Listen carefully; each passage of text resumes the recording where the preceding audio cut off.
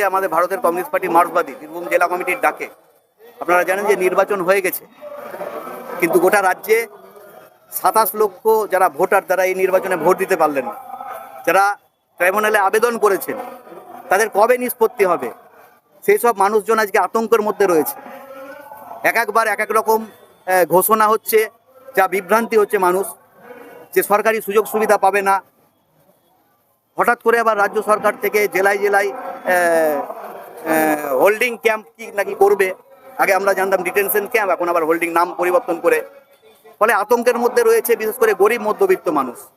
এই আতঙ্ক দূর করা এবং হচ্ছে যারা ট্রাইব্যুনালে আবেদন করেছেন সকলের যারা দ্রুত নিষ্পত্তি হোক এবং ভোটার তালিকায় নাম যাতে ওঠে, সেই জন্যে আমরা ডেপুটেশন দিলাম। উনি দেখলেন, উনি বললেন যে ব্যাপারে দ্রুত নিষ্পত্তির জন্য উপরে পাঠাচ্ছেন, ডিএম অফিসে পাঠাচ্ছেন।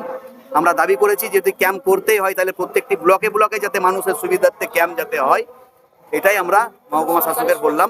এবং সরকারি সুযোগ সুবিধা থেকে তারা যেন বঞ্চিত না হয় তিনি দেখবেন, গুরুত্ব দিয়ে দেখবেন, তাই বলেছেন।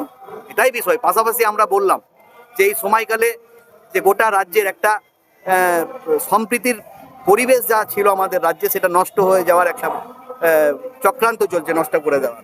সেটাও যাতে ঠিকঠাকভাবে হয়, এই পরিবেশ যাতে বজায় থাকে। গরিব খেটে খাওয়া মানুষ যারা আতঙ্কের মধ্যে রয়েছে তাদের আতঙ্ক যেন দূর করে সরকারিভাবে, সেই ব্যবস্থা আপনারা করুন, এটাই আমরা আবেদন করেছি।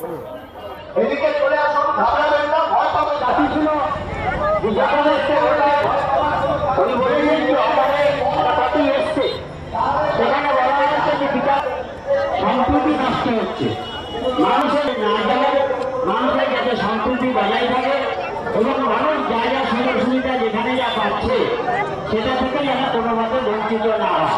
উনি বলেছেন যে আপনারা বিষয়গুলো আমাদের জানাবেন, সেই বিষয়গুলো আমরা উদ্বোধন। আমরা প্রথম হচ্ছে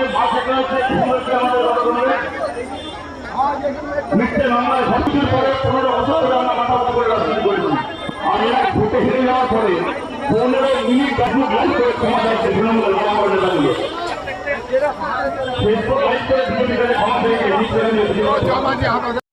ডিলিট হওয়ার পরে হেরেছে, ও ডিলিট না হলেও হারত। মমতা ব্যানার্জির হারা এবছর তৈরি ছিল, কিন্তু মমতা ব্যানার্জি যেটা করলো এই মানুষগুলোকে, এই 27 লাখ মানুষ, তাদেরকে সকলকে বিপদে ফেলে গেল। আমি আছি, আমার বন্ধু আইনজীবী সব্যসাচী চ্যাটার্জি আছে, শতরূপ ঘোষ আছে, পার্টি নেতৃত্ব আছে।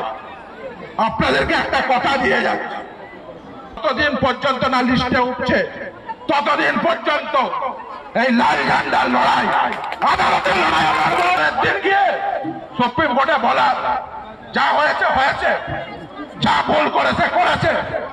যে আইনে যা প্রভিশন রয়েছে, ডিএম হচ্ছে ডিইও আর CEO office, representation of peoples অ্যাক্টে আন্ডার সেকশন